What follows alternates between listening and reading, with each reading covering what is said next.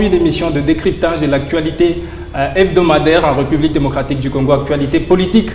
Bien entendu, au menu aujourd'hui, on va parler de deux sujets. On va d'abord parler du sommet extraordinaire de l'EAC, sommet qui a eu lieu le 4 février dernier. On va essayer d'analyser la quintessence du communiqué final de ce communiqué. En deuxième partie, on va parler de voyage du chef de l'État. Le chef de l'État qui a un nouvel avion, c'est ce nouvel avion présidentiel qui lui permet de voyager un peu partout. Il était en Afrique de l'Est, au Burundi, en Afrique de l'Ouest, en Angola et au Congo-Brazzaville. Il a fait Indaba en Afrique du Sud. Maintenant, il est aux Comores, dans l'océan Indien. De voyage diplomatique, des efforts du chef de l'État pour résoudre la situation sécuritaire dans l'Est de son pays. On va essayer d'analyser tous ces efforts du chef de l'État. Est-ce que cette stratégie aujourd'hui continue de tenir debout? Et pour en parler, on reçoit Francine Ombi, qui est cadre du PPDSC, c'est ça? PPSDC. PPSDC, un parti de membres du Fonds commun pour le Congo. Soyez les bienvenus. Merci, M.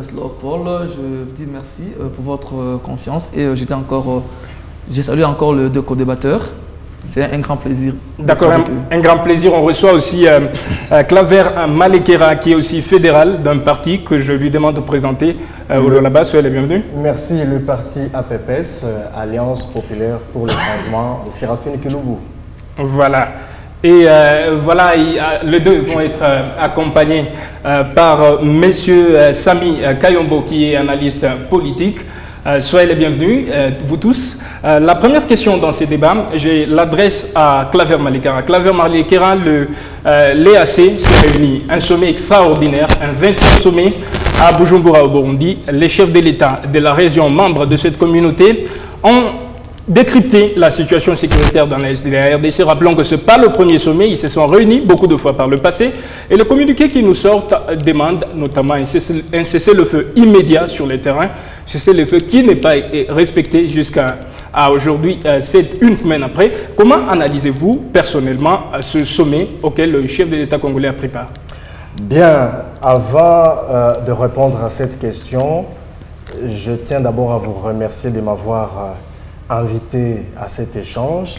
Vous savez, M. Léopold, vous êtes l'un des meilleurs journalistes et présentateurs d'émissions ici en République démocratique du Congo. Merci bien. Et je vous tiens en très haute estime. Cela dit, je commence par une petite clarification et rectification.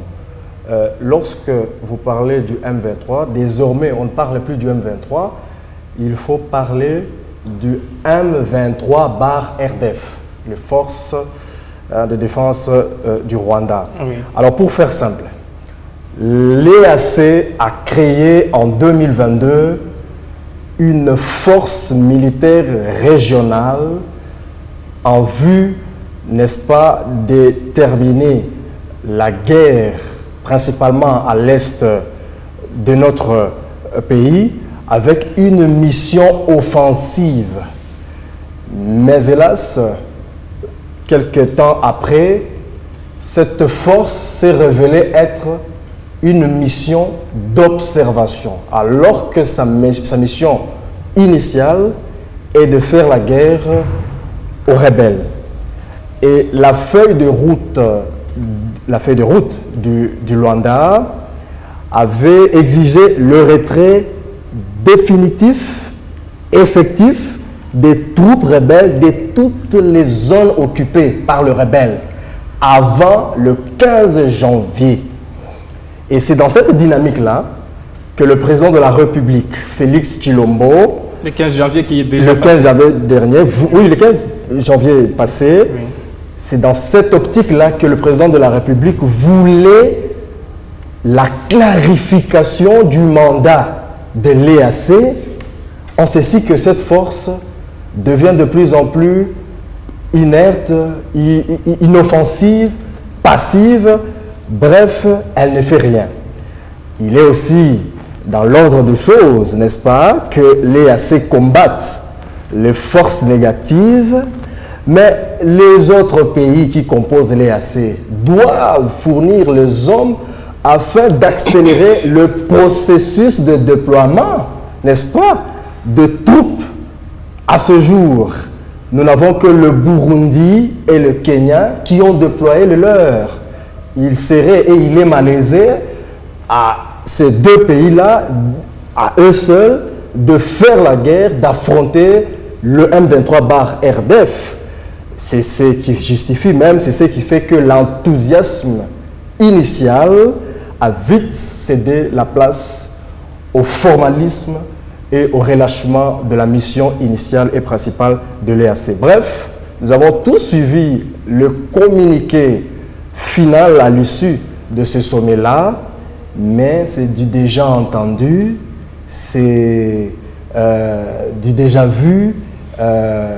Nous avons comme l'impression que ces États-là qui composent, ils doivent être à 6 ou à 7, de la communauté des États d'Afrique de l'Est, de l'EAC, principalement ces États sont envient les richesses de notre pays, ce qui me pousse ici à dire qu'ils sont à la fois pyromanes et sapeurs-pompiers. Donc notre pays et le président de la République doit tirer toutes les conséquences politico-diplomatiques, principalement par rapport à la Convention de Vienne sur les relations diplomatiques. Voilà, on passe maintenant la parole à Francine Ombi qui regardait Claver avec un regard de désaccord. Bon, moi, je ne m'attendais pas que M. Claver allait dire ça, étant membre de l'Union Sacrée. Il déniche des réalités qui sont vraies, et pourtant.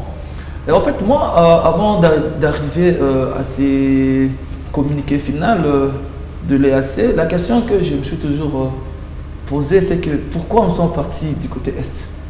Est-ce que M. Tshilombo, il n'avait pas vu nos partenaires ou bien nos alliés traditionnels? C'est ça la question. Est-ce que même du point de vue géostratégique, est-ce que la RDC, elle est dans cet espace-là?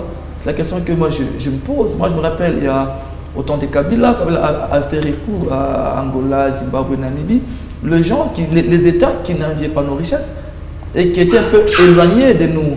Mais de toute façon, qu'à cela ne tienne, quand M. Tshisekedi est arrivé au pouvoir, c'est lui d'ailleurs qui a ressuscité cette guerre qui était déjà derrière nous. Moi je me rappelle à l'époque, ces gens-là, les combattants, ils ont chanté Yonani Oboya Kagame. C'est ça, et d'ailleurs lui-même est parti donner la main à cet homme, il dit Kagame mon frère. Là, il est parti, ils ont fait des deals avec Kagame, et là, il y a un de son partenaires, conseiller privé, qui est même en détention, Fortuna Bisselele, qui a dit tous les deals que M. Tshilombo avait conclu avec le Rwanda, et c'est qu'il a coûté son poste, et il est aujourd'hui en détention. Donc, toute cette manœuvre-là prouve à suffisance que c'est M. Tshilombo qui a rêvé le M23. C'est lui qui a rêvé le M23 et il est appelé par devoir patriotique. Il doit mettre fin à cette guerre. Malheureusement, il ne fait que voyager et aller pleurer partout. À un moment, on doit se respecter. Le Congo, c'est un grand État. Un grand État. Et d'ailleurs, j'ai suivi beaucoup de présidents, je ne sais pas si c'est sur les réseaux sociaux, mais c'est sur Twitter néanmoins. Beaucoup de présidents sont en désaccord avec les démarches diplomatiques du chef d'État congolais. Je me rappelle une fois, au niveau du Parlement tanzanien, on disait qu'on ne peut pas envoyer nos forces, nos jeunes tanzaniens, aller mourir pour un peuple qui danse. Voyez un peu. Le président Joao aussi, j'aurais lu, j'ai dit bien j'aurais lu, il a dit qu'il n'est pas d'accord avec tout ce que M. Tshilombo est en train de faire. Moi je pense ici maintenant qu'on ne doit rien espérer de cette force-là régionale, puisque ces gens-là, au départ c'est que la RDC, notre État était contre la présence des officiers rwandais dans cette force. Mais puis par après, le gouvernement a demandé à ce que ces officiers se retirent de cette force-là, puisque même le président, le camarade de Claver, il a dit que aujourd'hui c'est plus question du M23, mais c'est question du M23/RDF, donc les forces rwandaises. Donc c'est le Rwanda qui est derrière le M23. C'est le Rwanda qui finance, qui fait tout pour le M23. Mais avec ces derniers sommets ici, le Rwanda sera présent dans cette force-là. Quand est-ce qu'on est juge et parti? Le Rwanda, c'est lui qui veut exploiter nos richesses frauduleusement. C'est lui qui nous met dans cette situation-là. Mais dans cette force-là qui vient mettre fin à la guerre de l'Est, à la guerre contre le M23, il y a ceux-là qui nous tuent encore. est-ce que pensez-vous réellement que ces communiqués doivent nous apporter quelque chose? Non, c'est une souris c'est une montagne qui accouche d'une souris. Écoutez, je vais conclure. Quand même le camarade, mon collaborateur dit que les chefs de l'État, ils voulaient la clarification de la mission de l'EAC. Écoutez, mais à chaque fois du voyage, il était là. Si on veut clarifier, il est absent. C'est là que j'ai aimé l'étude de Paul Kagame. Il dit pour que ce monsieur, il était ici avec lui. On a signé un accord, mais à Kinshasa, on contredit l'accord. Je ne sais pas si son corps était ici, son esprit était à l'aéroport pour aller monter son jouet. Va un peu, et ça, c'est pas propre. Donc, on ne peut pas te clarifier quelque chose dans laquelle tu étais présent. Donc, je comprends que le vieux, on l'a joué carrément et il n'a rien compris. Et il est reparti pour être clarifié. J'ai vu même sa position, j'ai eu pitié. Une fois que j'ai eu pitié du président de la République, dans ses efforts diplomatiques, qui consistent à le pleurer, c'est quand il demande à un officier, pourquoi vous collaborez avec le M23? Il faut attaquer, il faut agresser. Non, mais il ne se plaignait pas, il parlait de... En présence du président kenyan. Il ne se plaignait pas.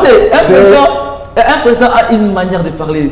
Et dans sa manière de parler, dans sa façon de se communiquer... Non, ce n'était pas officiel, c'était un aparté quand même. Un aparté, on sent qu'il y a des pleurs. Non, quel pleurs? On sent qu'il y a trop de lamentations. À un moment, le président on doit être des responsables. Attaquer le Rwanda et mettre face à cette histoire-là. Il pleurait. Ça va être la deuxième question. On prend M. Sami Kayombo qui va tempérer les débats qui commencent à monter un peu en intensité. Comment vous, personnellement, vous avez analysé, en fait, à partir de vos lunettes d'analyste politique, comment vous voyez ce communiqué de l'EAC? Merci beaucoup. Merci beaucoup pour cette occasion que vous nous offrez de pouvoir participer à ce grand débat. Je commencerai par dire que ce que M. Claver a dit tout à l'heure est tout à fait correct. Ce que j'aimerais ajouter, c'est que dans la plupart des cas, nous voyons la situation que traverse notre pays à l'Est comme une situation qui est tout à fait nouvelle. Alors que c'est une situation qui date d'il y a plus de 10 ans, plus de 20 ans. Et comme nous l'avons toujours dit, notre pays est victime d'un complot de la communauté internationale. Et cela ne date pas d'aujourd'hui. Alors, si nous parlons du complot de la communauté internationale, nous devons savoir que le Rwanda est juste là pour jouer l'avant-garde de cette communauté internationale. Ce n'est pas seulement le Rwanda qui convoite les richesses de notre pays. Derrière le Rwanda, il y a beaucoup de pays qui convoitent ces richesses. Même de multinationales. Oui. Alors, ce qui fait que la situation que nous traversons n'est pas une situation aisée. Et notre chef de l'État a de bonne foi cru que, au lieu de s'opposer de façon continue à nos voisins, il a cru de bonne foi qu'il était indiqué de voir comment composer avec ses voisins. Parce que nos voisins convoitent nos richesses, qu'ils exploitent déjà de façon frauduleuse depuis plusieurs années. C'est eux qui entretiennent l'insécurité à l'Est pour qu'ils puissent avoir accès facile à ces richesses. Alors il s'est dit, mais si nous pouvons nous entendre pour que de façon plus ou moins officielle et de façon organisée, que nous puissions exploiter ces richesses et que chaque partie puisse y trouver son bénéfice. Et il a cru que nos voisins allaient comprendre cela et entrer dans cette logique. Parce que on ne peut pas développer un pays tant qu'il y a la guerre.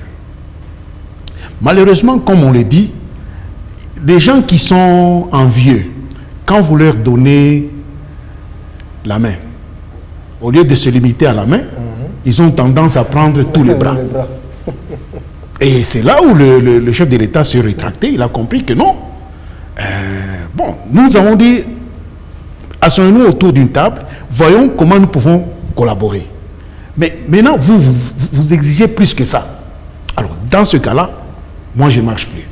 Et c'est en partie la raison pour laquelle Kagame s'évertue à dire que non, le président de la RDC ne respecte pas les accords qu'il a signés.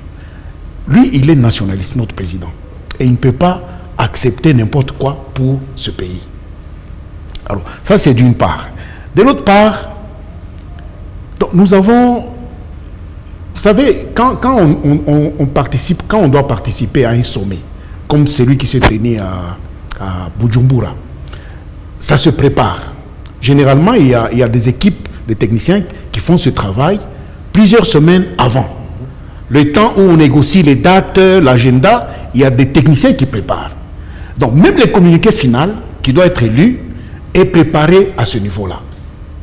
Et les chefs d'État, qui sont les chefs des délégations, ils vont juste signer. Et vous conviendrez avec moi que ce n'est pas donné au chef de l'État de lire les communiqués, de l'analyser avant de l'approuver.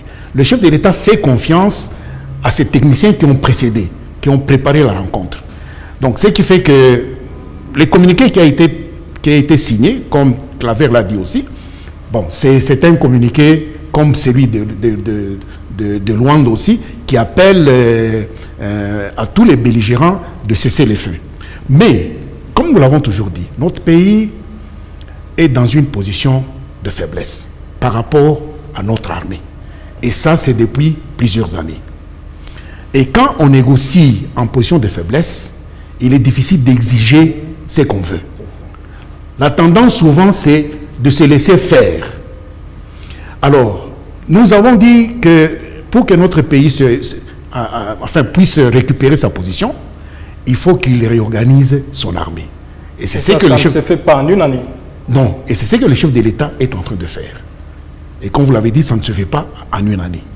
Donc, il y a déjà un programme qui est déjà en cours d'exécution où l'armée devra être dotée de meilleurs équipements, mais aussi où les hommes des troupes seront formés de façon idéale pour que finalement la tendance ou l'épreuve de force soit renversée. Mais entre-temps, le temps de réorganiser l'armée, entre-temps sur les terrains, qu'est-ce qu'on fait?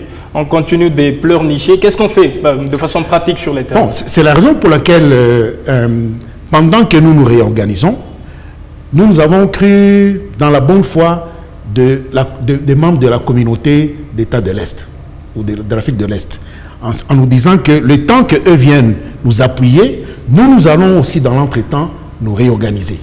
Bon, pour prendre la relève, parce que vous conviendrez avec moi que ces États-là, ces armées-là ne vont pas rester sur notre sol de façon indéterminée. Donc, nous pensons qu'avec la diplomatie, parce que vous avez fait allusion aux nombreux voyages que les chefs de l'État effectuent, avec la diplomatie apparente, parce que je dis apparente parce qu'il y a aussi une diplomatie qui n'est pas apparente. Et dans la plupart des cas, c'est cette diplomatie-là qui est très très importante. Merci. Oui, nous pensons qu'en conjuguant tous ces efforts, donc on réorganise l'armée, on fait la diplomatie, et si le chef de l'État est allé aux Comores cette fois-ci, ce n'est pas juste parce que c'est les Comores. Dans l'exercice de la présidence tournante de l'Union africaine, il est prévu que les Comores prennent la présidence très prochainement. Donc le chef de l'État est déjà en train de préparer, c'est lui qui va présider aux destinées de l'Union africaine pour que ce président-là, ce futur président, soit de notre côté pour qu'il défende notre cause. Merci bien. Voilà ce que je peux dire à ce niveau. Voilà, Francine Numbi, vous avez suivi M. Sami Kayombo. Quand on regarde le contenu de ce communiqué final, on voit par exemple que l'EAC demande à la RDC, à ce pays membre de continuer le redéploiement des troupes sur les terrains, alors que les troupes qui y sont déjà sont indifférentes. Il y aura davantage de troupes sur les terrains. Est-ce que, Francine Numbi, la RDC est dans quelque chose qu'elle ne sait pas finalement bien gérer? Évidemment, oui, évidemment. Cela est dû d'abord à l'amateurisme au niveau au sommet de l'État. Ça, c'est très important. J'ai aimé ce que mon collaborateur Sami Kayombo a dit, qu'il y a des techniciens qui dévancent la délégation. Ça, c'est très important. Malheureusement, dans ces équipes-là, avec la configuration politique actuelle en RDC, ce sont les amis, ce sont des frères, ce sont des cousins qui sont là. Et ils sont venus de la Belgique. La Belgique, on ne sait pas maintenant les résultats. Et là, alors qu'il y a des Claver qui sont forts, tu vois, quand Claver vous parle, là, vous sentez que c'est un grand diplomate. En fait, ce communiqué-là ne donnera rien. Pourquoi? Parce qu'il y a un principe en droit international, le pacta sunt servanda. Donc, l'application du traité de bonne foi. Donc, le traité, on doit les appliquer de bonne foi. Et en droit international, ce n'est pas un droit de subordination. Il n'y a pas de puissant État, il n'y a pas donc, ce sont des amis. Et c'est un droit de coordination. Et c'est un droit volontariste. Même quand le chef de l'État est parti anticiper la présidence comorienne à l'UA, mais le président, il a quoi? Il n'a pas les moyens de force contre le Rwanda, contre les autres là. Et surtout qu'ici, on est en train de doiter le Rwanda comme étant l'étiquette de puissance internationale mercantile. En fait, la RDC s'est mise en ça. Elle s'est mise en ça par manque d'anticipation politique et diplomatique. En politique, gouverner, c'est anticiper. Ce n'est pas pour rien Kabila avait dit clairement que notre ennemi, c'est le Rwanda. Kabila était clair. Mais une chose que moi j'aime chez M. Tshisekedi, c'est sa bonne volonté. À moins que tu sois sorcier, tu sois Satan, pour ne pas admettre la bonne volonté qui a mis notre président. Malheureusement, on ne fait pas foi à tout le monde. Et dans sa bonne volonté, il a été pris. Donc, est pris celui qui voulait prendre. Aujourd'hui, la RDC s'est mise dans cette histoire par amateurisme et par une volonté exagérée d'amitié. Et nous avons nos amis. D'ailleurs, un État sérieux, un État qui se respecte, doit avoir sa politique extérieure. Voilà pourquoi aujourd'hui, aux États-Unis, que ce soit les démocrates ou le républicain, il y a une politique extérieure, une politique étrangère. Mais chez nous, quand on vient aujourd'hui c'est M. Tshisekedi, demain ça sera moi, et quand c'est moi qui viens là, je vais tout bafouer de Tshisekedi, je vais mettre ma politique, une politique nouvelle en place. Et cela pose problème. Kabila et Tshisekedi, ils ont eu le temps de se parler avant la passation. Ils ont beaucoup parlé. Je pense que toutes ces questions ont été discutées. Mais pourquoi, du coup, là, le président Tshisekedi a changé de tour, il est parti vers le Rwanda. Le Rwanda va nous donner quoi aujourd'hui? Le Rwanda a quoi pour nous donner, nous, à la RDC? Comment, à quoi pour nous donner aujourd'hui? Donc, ce sont les États qui n'ont rien à nous donner. Même notre force armée, nos FRDC, c'est vrai, aujourd'hui, on dit que nous sommes infiltrés, il y a ceci. Écoutez, il y a un problème d'appartenance ethnique et les Tutsis, c'est une question très chrétienne, cette question-là. Mais néanmoins, si nos FRDC sont bien motivés, tu sais, nous tous ici, on conduit un peu. Des fois, ça fait pitié quand tu passes sur la route, là, tu vois un père là qui n'a rien, pas un peu de chocomaï, tu donnes un peu de l'eau. Ça fait pitié. Si nos FRDC, les policiers sont motivés. Ils sont motivés. Quand on prend l'argent des Chilés chelous, on donne aux soldats. On prend l'argent en 100 jours, on donne à nos soldats. Je ne pense pas que le Rwanda va tenir. Même Kagame, là, on peut le faire partie. Kagame n'est pas fort. Mais parce que moi, je crois que même si on mettait Kagame là-bas avec notre président Moukwanta Tombolo, il va frapper, il va beaucoup frapper Kagame. Merci bien. Mais pourquoi à chaque fois on se met à pleurer, on se met à crier? J'ai aimé des Kagame, de Vital Kamerhe. Nous ne sommes plus autant de pleurer. Notre président, ça je dois bien le dire, ce n'est pas nous. Notre président nous a mis dans cette histoire avec les AC, avec le Rwanda. Et il est là, l'État congolais lui donne tous les moyens possibles afin qu'il mette fin à cette guerre et le peuple lui sera reconnaissant. Et d'ailleurs, l'une de ses promesses, ça je le retiens, ceux pour lesquels moi je l'ai voté naturellement, parce qu'il avait dit ceci, je veux mourir à l'Est pour la paix. Qu'il aille là-bas, qu'il meure à l'Est, et la paix revienne. Voilà, merci bien. On redonne la parole à Claver Malekera. Claver Malekera, quand vous regardez le contenu de ces communiqués, quand vous regardez par exemple à la poursuite du déploiement de forces de l'EAC sur le terrain, alors que les forces qui sont là en observatrice, vous le disiez bien il y a quelques minutes, comment vous entrevoyez l'avenir de la RDC dans cette organisation? Est-ce que le chef de l'État a une lecture biaisée de la situation sur le terrain? Bien, c'est une très bonne question. Avant d'y répondre, je salue d'abord le ton du débat, l'analyse riche tout à l'heure, il y a peu plutôt, du ministre honoraire Sami Kayombo et également de mon coordinateur Francis Nombi. Vous parlez de la poursuite. Voilà. Vous savez, le chef de l'État ne gère pas seul un État, un pays. surtout que nous sommes dans un système semi-présidentiel, il faut reconnaître qu'il y a un Premier ministre, nous avons aussi d'autres institutions, le Parlement, pour prendre des mesures nécessaires et importantes pour l'intérêt général. Mais le Sénat, la Chambre haute, la Chambre basse, l'Assemblée nationale sont aussi là, dans le Parlement. Hier, je ne sais pas avant-hier, je crois hier, on a invité le ministre de la Défense par la famille péperdienne du FCC, mais ils ont brillé en absence. Eux qui ont voulu questionner, avoir la lumière sur ces questions sécuritaires. Et donc, aujourd'hui, nous avons l'EAC, certes, qui s'est déjà déployé en partie, mais cette force devait avoir aussi bénéficié d'un surplus, c'est-à-dire d'autres troupes, d'autres forces armées. C'est comme ça qu'en prélude, n'est-ce pas, des attaques qui ont été cette fois-ci décidées encore, on a parlé d'une rencontre des chefs d'état-major de tous ces pays-là qui devront se rencontrer sous peu pour lever l'option. Mais le président de la République, lorsqu'il voulait la clarification, c'est par rapport au mandat, parce que l'EAC n'a été créé que pour la RDC.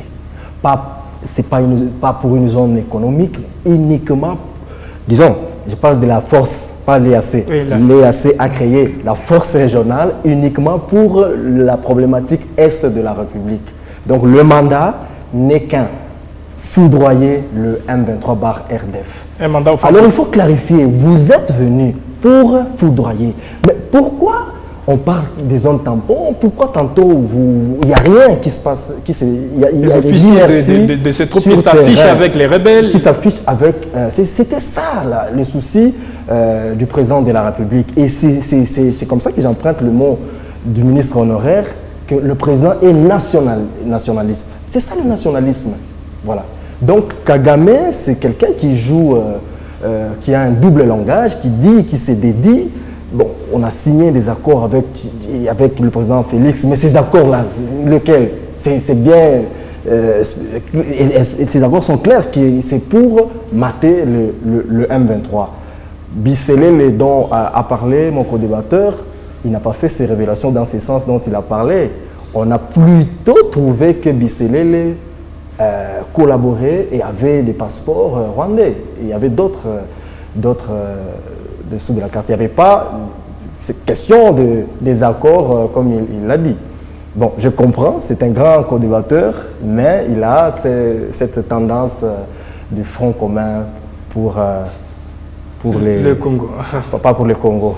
Voilà, on va conclure cette première partie du débat. Claver Malekera, en 1 minute, aujourd'hui, la RDC doit-elle continuer à appartenir à cette communauté ou elle doit se retirer?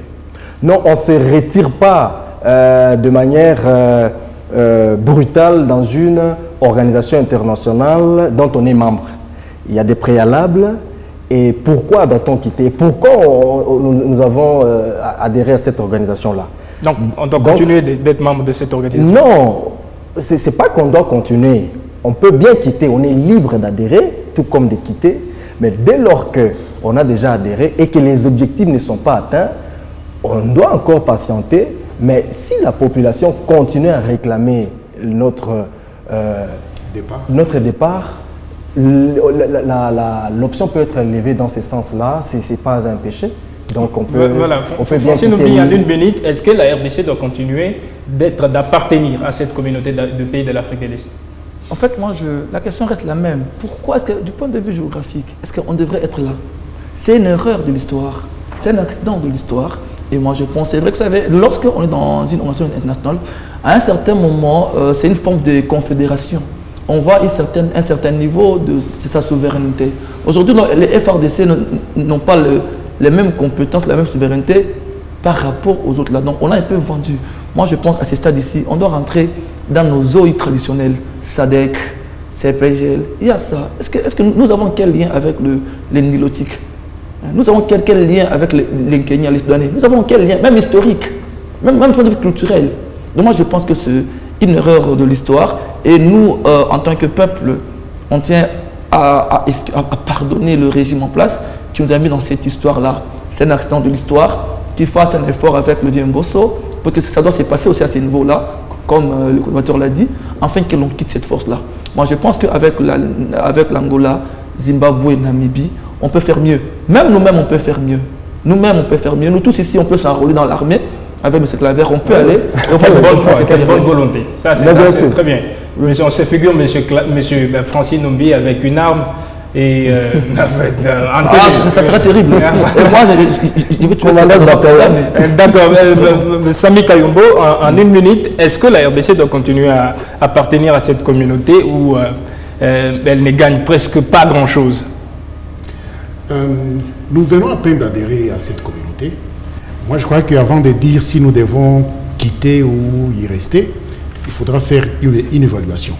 Parce qu'au fait, je crois que l'adhésion à cette communauté n'était pas seulement motivée par l'assistance militaire de la communauté par rapport à la situation de l'Est.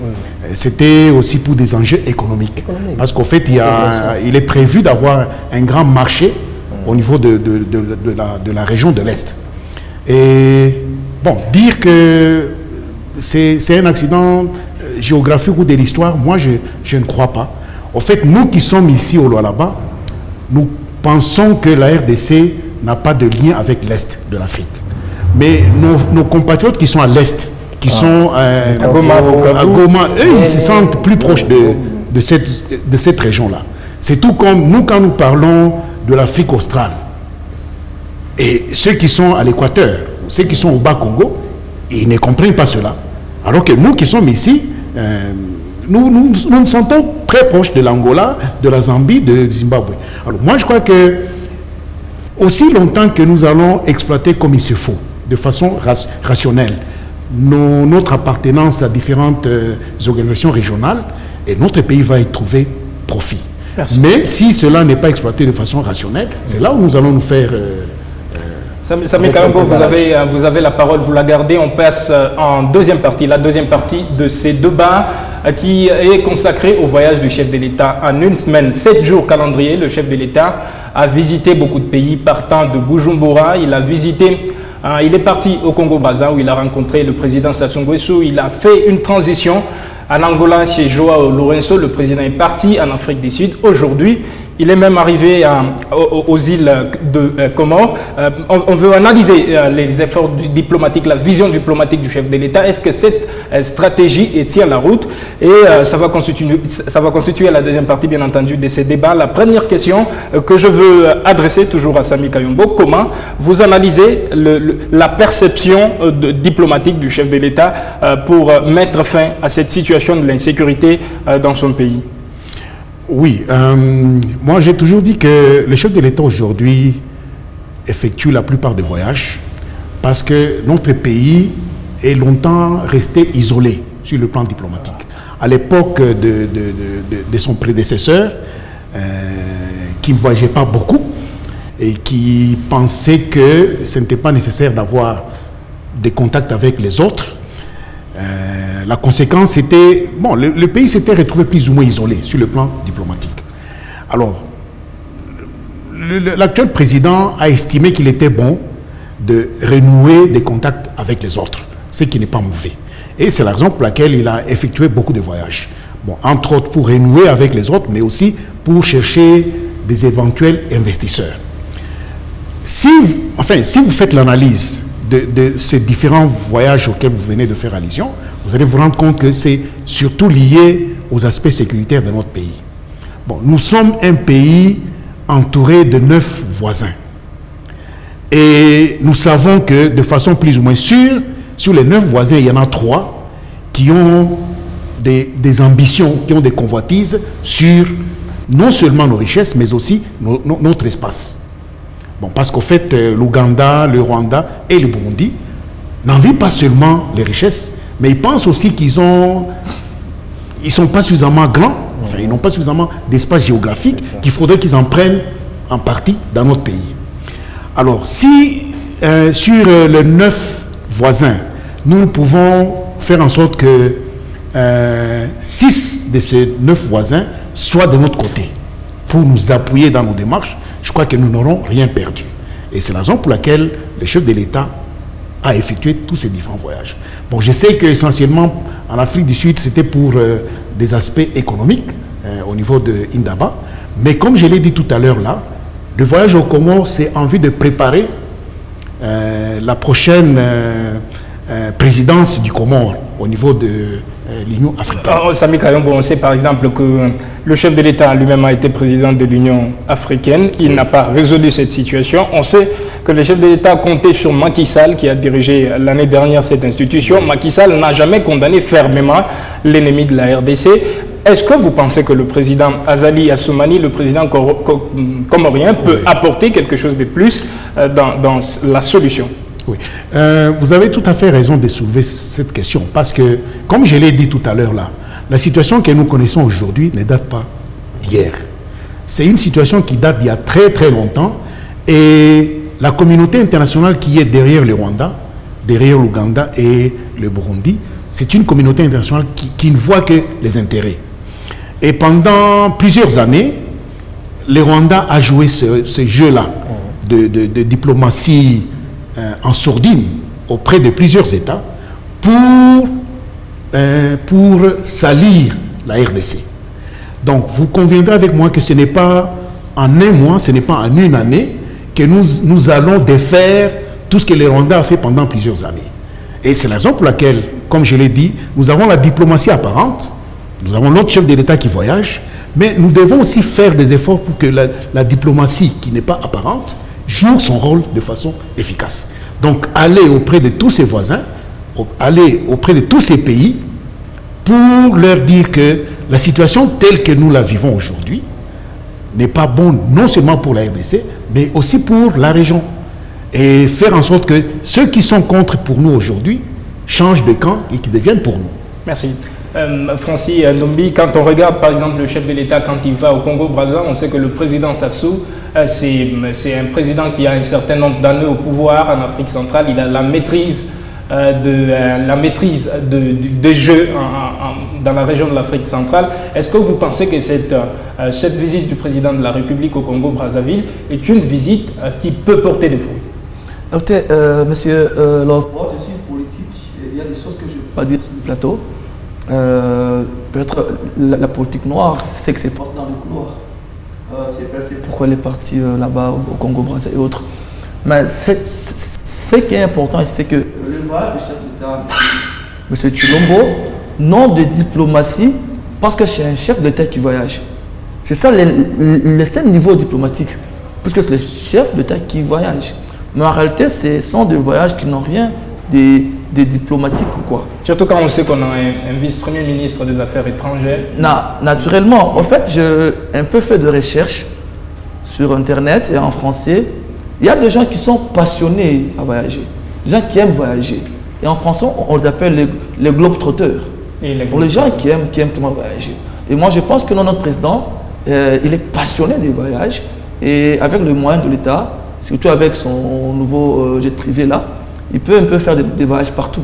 Parce que si c'était des voyages diplomatiques, aujourd'hui, on devrait avoir les retombées. Mais les seules retombées que nous avions eues, c'est Maître Gims et c'est Jean-Claude Van Damme qui sont venus ici et ils n'ont rien donné à la République. Qui sont pourtant des leaders d'opinion, en fait. Mais ok, quand on remet un passeport diplomatique à Van Damme, ça fait quoi? Quand il part, ça fait quoi au pays? Peut-être un coup fort, on peut dire, c'est l'avenue du pape. Du pape peut-être qui a fait, mais malheureusement, son cardinal a été insulté ici. C'est que pour moi, je suis tellement contre ces voyages-là. D'ailleurs, ça serait méchant de dire que ça fait très longtemps que les pays n'étaient pas ouverts. Non, écoutez, lorsque le président Kabila prend le pouvoir, nous sommes dans une situation presque d'embargo. Nous sommes coupés à l'extérieur du monde. Puisque Mouzé Kabila, on sait comment il a eu les pouvoirs et comment les autres sont partis. Mais Kabila, pour gérer à l'époque, 1+4, c'est pas nous, c'est l'extérieur. Pour avoir le code minier, les nouveaux codes du travail, tout ça, c'était l'extérieur. C'est Kabila qui nous a fait venir les institutions de Bretton Woods. On a eu les joint ventures et tout ça. Ça, c'est Kabila. Kabila évolue. En 2006, il y a Effort qui vient à l'Europe, qui soutient les élections. Après Kabila, en 2015, Kabila a compris. Vous savez, c'est vrai que quand on a le pouvoir, il y a toujours un certain niveau de maturité. il faut être un peu cadré dans les méandres du pouvoir. Kabila a compris que l'Occident n'était pas des bons partenaires. N'était pas des bons partenaires, il s'est tourné vers la Chine. C'est-à-dire que Kabila lui-même, à un moment, il s'est dit que même les élections, nous-mêmes, on doit les soutenir, on doit les financer pour un peu enlever cette main qui pèse sur nous. C'est ça même le FCC, Front commun pour les Congos, pour protéger les Congos. Mais dire que Kabila a ouvert le pays à l'extérieur du monde, même qu'on n'est pas ouvert, mais on connaissait néanmoins que l'RDC existait par rapport à nos potentialités. Moi, je pense que les récents voyages du chef de l'État, franchement, c'est mon opinion, je suis libre de le dire. Je soutiens l'opinion de Paul Kagame qui a dit que le président était ici. Malheureusement, on a signé avec lui, mais il était pressé pour aller faire l'érodage. Ces récents voyages ici, une semaine, 7 jours, il est fort. En tout cas, je n'ai jamais été pour le président sur un point, mais sur ce point-là, je suis d'accord avec lui. Il est plus fort que tout le monde. Il voyage beaucoup et c'est vrai, c'est un vrai passionné de voyage. Il voyage assez beaucoup. Vous savez, moi, récemment, quand je paye un petit véhicule là, il fallait un peu rôder partout. Hein. Tu passes un peu partout. Là, tu sais si ces véhicules donnent un peu bien. Mais ça, c'est l'avion. Comprenez, on ne peut pas rouler l'avion en temps RDC. Il faut un peu voyager. Voilà pourquoi je dis, la seule dimension diplomatique qu'a ces voyages-là, c'est parce qu'au devant, il y a un chef de l'État. Mais en soi, il n'y a rien de diplomatie. Je conclue pour dire qu'il y a un adage français qui dit « Pierre qui roule n'amasse pas mousse ». Donc, à cause de cette instabilité-là, on fera rien. Ok, vous êtes à Bujumbura. Il y a un communiqué. Non, vous ne savez même pas les retomber. Vous êtes à Indaba. Il y a des équipes techniques qui ont ce rôle-là. Écoutez, c'est ça que je dis, ces équipes-là, il y a qui? Prenez juste les noms de ces équipes-là. Les noms sont les noms, ce sont les noms des familles. Écoutez, c'est pas pour rire. Hein. Vous avez suivi, il y avait une sortie médiatique d'un certain bourgmestre de la commune de Mpanda à Legacy. Ce sont ces bourgmestres-là. J'ai encore aimé un bourgmestre de Funguru, mais qui a dit que la confiance du Katanga, bon, des choses un peu. Prenez ces équipes-là. J'ai dit, il y a des clavers qui sont très forts. Moi, je dis clavers.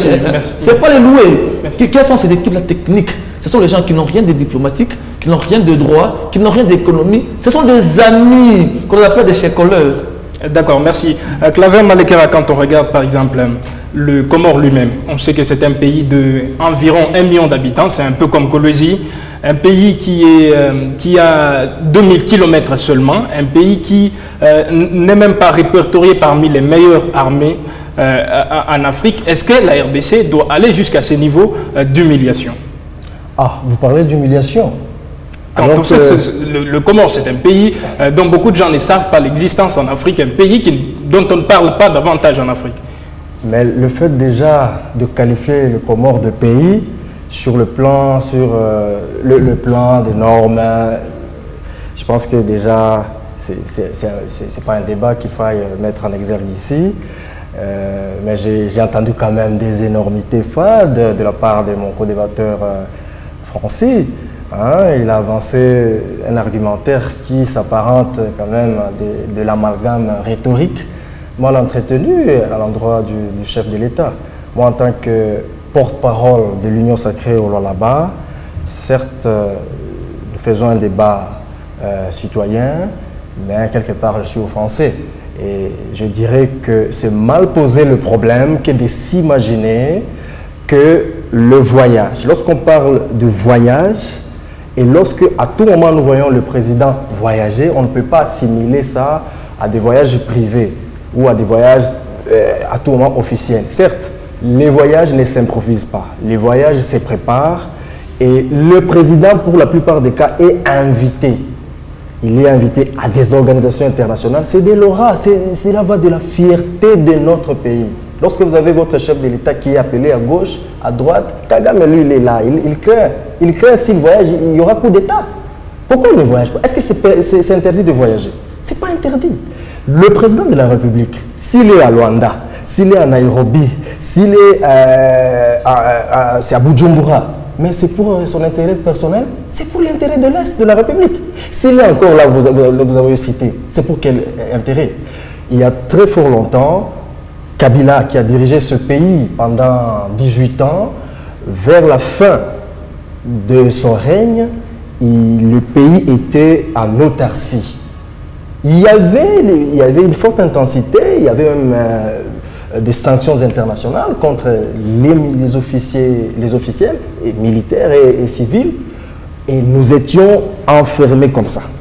Alors, dès la prise de fonction, de l'investiture du président Félix, il avait dit dans son discours, c'est-à-dire c'est une promesse lors de son discours d'investiture, c'était je crois en janvier 2019. C'est une promesse qu'il réalise, qu'il va ouvrir le pays voilà. aux ventes. Et ça s'appelle même pas des voyages, ça s'appelle l'activisme diplomatique. Ça s'appelle pas voyage. Diplomatique. Quand vous mettez voyage, oui. Vous mettez un peu dans les têtes des gens qui voilà voyage. Voyage, c'est un terme qui est compris par tout le monde. Quand une dame qui va au marché, elle ne va pas comprendre le mot activisme diplomatique. On essaie de rendre les histoires tout naturellement. Claver Malekera, dans 2 minutes. Oui. Quelle est la solution finalement pour cette insécurité qui sévit dans l'Est de la RDC?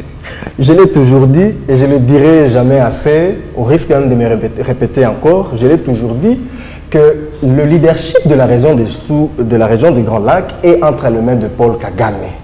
C'est les anglo-saxons, tous ces gens-là, les Américains, les Occidentaux, qui entretiennent Kagame. Et nous n'avons pas d'autre solution que d'espérer qu'il y ait un coup d'État ou de balayer le régime de Kagame. Là, nous allons connaître la paix. Pourquoi? Le ministre honoraire l'a encore dit. Que cette histoire, nous l'avons héritée. Même sous Kabila, il y avait la guerre à l'Est. Est-ce que c'est sous Félix? Félix a hérité et de par maintenant son activisme, son dynamisme diplomatique, il essaye de gymnastiquer pour que la paix soit recouvrée à l'Est de la République. Merci bien. Claver Malekera, Francine Numbi, en 1 minute ou même 2, quelle est la solution? Quelle est la recette magique pour cette insécurité? Ouvrir le pays au monde. Mais quand on ouvre le pays au monde, il y a l'ennemi qui entre. Mais vous fermez le pays au monde. En fait, le problème, ce n'est pas Kagame, c'est nous. Qui veut la paix prépare la guerre. Lorsqu'on a un leadership fort, on va le respecter. Oui, cette situation date de longtemps. Le Banyamulenge et les autres, ils sont venus ici, c'est autant de Mobutu. Mais au temps du Zaïre, on n'a jamais déstabilisé la RDC comme on l'a fait aujourd'hui. Mon grand-père était militaire, il disait qu'on entrait au Rwanda et on le faisait partir, fuir tous les Rwandais vers Ouganda et Burundi. Ils fuyaient, puisqu'on avait un leadership fort au sommet de l'État. Nous avons un problème interne. Premièrement, d'abord, c'est aux Congolais d'être unis. Malheureusement, les politiques divisent les Congolais. Si on peut être unis, si les autres ne peuvent pas soutenir le président parce qu'il est de leur et qu'on est tous patriotiques et nationalistes et on a un leadership fort, mieux vaut un lion à la tête de gibier qu'un gibier à la tête de lion. Moi, je pense que c'est ce qui est important. C'est notre leadership qui est faible. Si on a un leadership fort et de confiance, les Occidentaux qui sont derrière Kagame viendront vers nous. Et là, maintenant, ils vont exploiter en gagnant. Mais quand ils sont faibles, ils exploitent le minerai en passant par Kagame. Donc, est-ce que les Congolais inspirent confiance aux autres? Si un Congolais est capable de trahir 5-6 accords dans moins d'une année, pensez-vous que même Joe Biden peut le faire confiance? Je ne pense pas. J'ai aimé, Kabila disait un jour, tu sais ce qui a tué telle personne? Il ne respecte pas les engagements. Les Congolais doivent être en mesure de respecter les engagements. Ça, c'est très important. Et avoir un leadership fort. C'est de ce point de vue-là que les autres vont changer pour venir chez nous. Voilà avec le Rwanda. On dit bien que ce sont les anglophones. Mais cependant, le Rwanda occupe la fonction de secrétaire de l'OIF. Une organisation francophone. Vous imaginez, quelle force. Quelle force. Pendant que les Rwandais, ils étudient dans des meilleures universités de renseignement. Mais nous, ici, on est en train de créer les partis politiques. Et on va être très fort. Les autres, ils travaillent, mais nous, on finance le musique. Et ça des martyrs. D'abord, les problèmes internes. Et quand ce sera interne, quand on va d'abord résoudre les faiblesses internes, on va vivre. Moi, j'étais un jour en Zambie. Directement, on m'a détecté. Mais chez nous, on a vu de blancs avec des cartes de lecteur. Des blancs avec une carte de lecteur. Vous voulez quoi? Merci. Vous voulez quoi? Merci Francine Numbi. 2 questions à Sami Kayombo. La première, est-ce que la RDC doit se tourner vers la SADC? On sait qu'en 2011-2012, les M23 avaient encore refait surface, mais la SADC, avec sa brigade d'intervention, avait aidé le pays à trouver une solution sur le terrain. Est-ce que la RDC doit plutôt faire le choix du SADC au lieu de l'EAC? Oui, je crois que c'est faisable. Hein. C'est même préférable parce que la SADC, c'est la grande communauté à laquelle nous appartenons déjà depuis plusieurs années. Et la SADC a montré ce dont elle est capable de faire. Bon, en fait, depuis quelque temps, la SADC a dû aussi intervenir au Mozambique.